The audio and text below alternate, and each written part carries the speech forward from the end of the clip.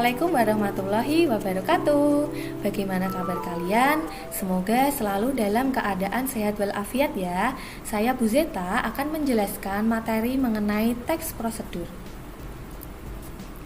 Nah, untuk materi kali ini, tujuan pembelajaran kita hari ini, yang pertama, harus mampu memahami isi dan bagian-bagian dalam teks prosedur. Kemudian, kalian juga harus bisa menentukan bagian-bagian teks prosedur. Sebelum kita membahas lebih dalam apa itu teks prosedur, perhatikanlah gambar berikut. Di situ ada 3 gambar. Kalian coba cermati terlebih dahulu 3 gambar tersebut. Nah, pasti kalian sudah tidak asing ya dengan gambar-gambar tersebut. Nah, gambar-gambar tersebut itu pasti sering kalian temukan di sekitar kalian. Itu yang pertama ada proses pembuatan mie instan di balik dari kemasan mie instan ya. Kemudian ada mekanisme urus tilang elektronik. Kemudian yang di sebelah kanan ada cara cuci tangan yang benar untuk hindari virus corona. Nah, pasti dari gambar-gambar tersebut kalian sering sekali menemukan di sekitar kalian. Nah, oleh karena itu secara tidak langsung kalian ternyata sudah belajar mengenai teks prosedur, apalagi yang cuci tangan seperti itu. Nah, di masa pandemi saat ini pasti kalian sering sekali ya menemukan cara cuci tangan yang benar. Oke, selanjutnya. Nah, selanjutnya kalian sudah pernah menemukan teks prosedur. Sekarang kalian harus tahu sebenarnya teks prosedur itu apa sih teks prosedur itu. Nah, teks prosedur adalah langkah-langkah atau tahapan-tahapan yang harus ditempuh untuk mencapai suatu tujuan. Nah, di setiap tahapan yang dilakukan itu berisi informasi dan informasi di situ saling berkaitan. Jadi prosedur itu kan terdapat tahapan-tahapan. Nah, tahapan itu semuanya saling berkaitan. Kemudian penanda utamanya itu berupa kalimat perintah. Selanjutnya, tadi mengenai teks prosedur. Sekarang kita akan membahas mengenai ciri-ciri teks prosedur. Nah, di setiap teks itu pasti memiliki suatu ciri. Jadi antara teks satu dengan teks lainnya itu ada cirinya. Nah, karena kita hari ini sedang memahami mengenai teks prosedur, nah ada beberapa ciri dari teks prosedur. Yang pertama, judul ditulis secara jelas. Jadi, apabila ingin menulis teks prosedur, kalian harus tahu judulnya itu ditulisnya harus jelas, kemudian seperti apa. Kemudian yang kedua, isi informasi bersifat objektif. Jadi, informasi itu secara umum. Tidak boleh karena unsur kita ya secara subjektif, jadi harus memberikan informasi itu secara umum. Yang kedua, langkah kerja dipaparkan secara urut dan koheren. Di sini maksudnya langkah kerja itu dalam teks prosedur tidak boleh terbolak-balik, jadi harus urut. Yang ketiga, informasi teks prosedur itu harus bersifat informatif, aktual, akurat, dan logis. Di sini maksudnya apa? Jadi teks prosedur itu memberikan informasi. Informasinya pun harus sesuai dengan fakta dan harus masuk akal. Selanjutnya, nah tadi kita sudah memahami ciri-ciri teks prosedur. Sekarang kita harus tahu macam-macam teks prosedur itu ada apa saja. Kalian bisa dilihat di situ, macam-macam teks prosedur itu ada 3. Yang pertama ada teks prosedur sederhana, yang kedua teks prosedur kompleks, dan yang ketiga adalah protokol. Sekarang kita bahas satu persatu ya.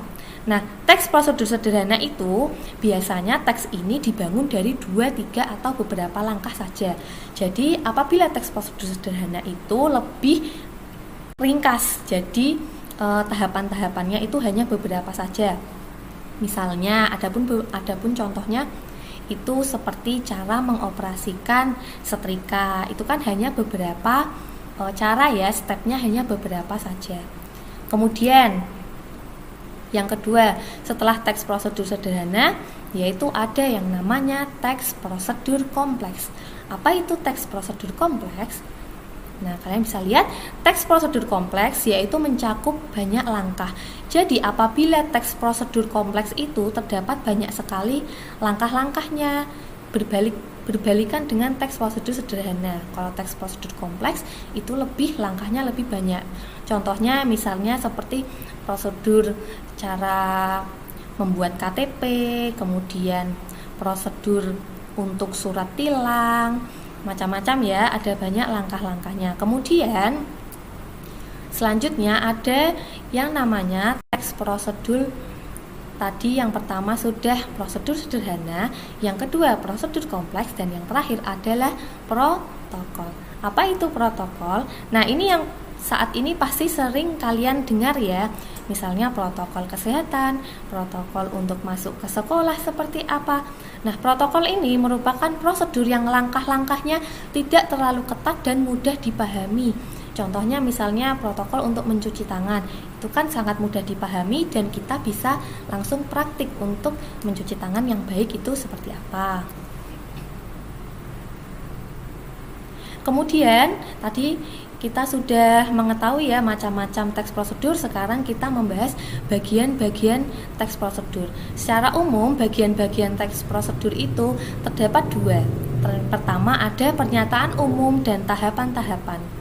Jadi di dalam teks prosedur itu terdapat dua. Intinya ada dua, pernyataan umum serta tahapan-tahapan yang akan dilakukan. Sekarang kita bahas satu persatu.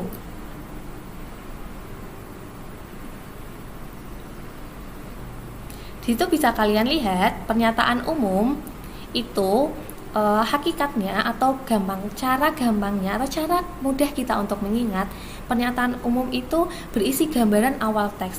Nah, apabila misalnya kalian ingin membaca ya, sedang membaca suatu teks atau ingin membuat suatu teks, kalian misalnya melihat dulu pernyataan umum itu seperti apa. Adapun ciri-cirinya dari pernyataan umum itu, yang pertama berupa judul atau penjelasan. Jadi di awal itu di pernyataan umum dijelaskan dulu judulnya seperti apa. Misalnya cara packing untuk peralatan snorkeling misalnya, atau tata cara yang benar untuk kita bisa berpergian seperti itu. Jadi judulnya yang jelas.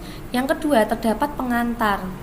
Jadi kalau pengantar itu biasanya menjelaskan terlebih dahulu seperti apa teks, nanti kita akan membahas seperti apa. Misalnya kita ingin snorkeling nih. Snorkeling sebenarnya itu apa saja? Misalnya snorkeling itu, adapun snorkeling merupakan suatu kegiatan yang kita bisa menyelam di bawah laut seperti itu. Dijelaskan dulu snorkeling itu apa. Kemudian tujuan yang hendak dicapai. Nah, cirinya pernyataan umum itu juga menjelaskan tujuan yang hendak dicapai. Kira-kira ingin apa sih? Prosesnya nanti akan seperti apa? Misalnya berikut adalah tips untuk mengemas peralatan snorkeling saat traveling, misalnya seperti itu. Jadi dijelaskan dulu. Kemudian isi mengandung pernyataan umum. Dan yang kelima memuat kegiatan besar yang nantinya akan dijabarkan. Itu yang tadi ya sudah bisa jelaskan. Jadi intinya pernyataan umum itu menjelaskan mengenai gambaran awal suatu teks. Sebelum kalian tahu prosedurnya apa saja, kalian harus tahu pernyataan umum atau gambaran awalnya itu akan seperti apa. Kemudian tadi sudah membahas mengenai pernyataan umum. Sekarang kita membahas tahapan-tahapan. Tahapan ini merupakan langkah-langkah yang dipaparkan secara urut, terperinci dan tidak dapat diubah urutan kegiatannya. Jadi intinya apabila tahapan-tahapan itu tidak boleh berubah, harus selalu urut seperti itu. Nah, yang namanya teks prosedur pasti intinya adalah adapun prosedur atau tata cara atau tahapan-tahapan. Nah, di bagian tahapan ini ciri-cirinya berisi langkah-langkah yang harus ditempuh. Yang kedua, informasi sesuai dengan tujuan teks prosedur. Yang ketiga, perincian pernyataan harus urut. Dan yang keempat, isi informasi berupa deskripsi setiap tahapan atau langkah. Nah, sekarang tadi sudah membahas mengenai pernyataan umum dan tahapan-tahapan ya. Sekarang kita akan mempelajari nih bagaimana kita bisa menganalisis informasi teks prosedur. Ada beberapa cara yang kalian bisa lakukan untuk kita bisa menganalisis informasi teks prosedur. Yang pertama, membaca teks secara keseluruhan. Jadi teks harus dibaca secara detail. Kemudian yang kedua, memilih bagian-bagian teks. Tadi bagian teks ada dua, ada pernyataan umum dan tahapan-tahapan. Kemudian yang ketiga, menulis informasi yang terdapat pada setiap bagian. Yang keempat, mengidentifikasi informasi yang sudah ditulis ke dalam kriteria sesuai bidang pekerjaan serumpun atau tidak sesuai. Yang kelima, menghubungkan informasi yang telah diidentifikasi sesuai dengan kebutuhan. Dan yang keenam, memberikan penilaian terhadap informasi dan menyimpulkannya. Nah, itu cara-cara yang bisa kalian lakukan untuk menganalisis informasi teks prosedur. Selanjutnya, mari berlatih. Nah, tadi kita sudah tahu ya bagaimana caranya agar kita bisa memahami isi teks prosedur. Sekarang kita mari berlatih bersama Bu Zita, kita coba menganalisis isi teks prosedur ya. Di situ terdapat contoh teks prosedur singkat yang berjudul tips diet turun berat badan tanpa bahayakan kesehatan. Kalian bisa cermati ya. Nah, pertama yang harus kalian lakukan yaitu membaca secara teliti. Untuk teks bacaan dapat kalian download atau kalian unduh di deskripsi box yang ada di bawah. Kemudian setelah kalian baca secara teliti, kalian bedakan bagian pernyataan umum dan tahapan-tahapan. Sudah ditemukan bagian pernyataan umum dan tahapan-tahapan? Mana ya yang termasuk pernyataan umum?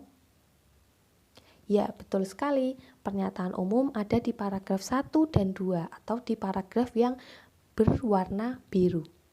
Pernyataan umum ada di paragraf 1 dan 2 karena di situ dijelaskan secara umum mengenai diet itu seperti apa. Kemudian di situ juga ada tujuan diet itu untuk apa. Sedangkan pada paragraf ketiga di situ termasuk apa ya? Ya, betul sekali. Di paragraf 3 itu termasuk tahapan-tahapan. Kenapa demikian? Di situ dijelaskan adapun tips diet turun berat badan tanpa bahayakan kesehatan. Yang pertama, pilih makanan yang tepat. Yang kedua, atur porsinya. Yang ketiga, buat jadwal makan teratur. Keempat, kurangi gula dan garam. Yang kelima, jadikan olahraga sebagai kebutuhan. Dan keenam, jauhi kebiasaan buruk. Nah, tahapan-tahapan itu merupakan tahapan yang dapat kita lakukan untuk diet turun berat badan tanpa bahayakan kesehatan. Nah, bagaimana? Sudah paham ya untuk cara menganalisis isi teks prosedur? Demikian pembelajaran kita kali ini. Sampai bertemu di video selanjutnya. Wassalamualaikum warahmatullahi wabarakatuh.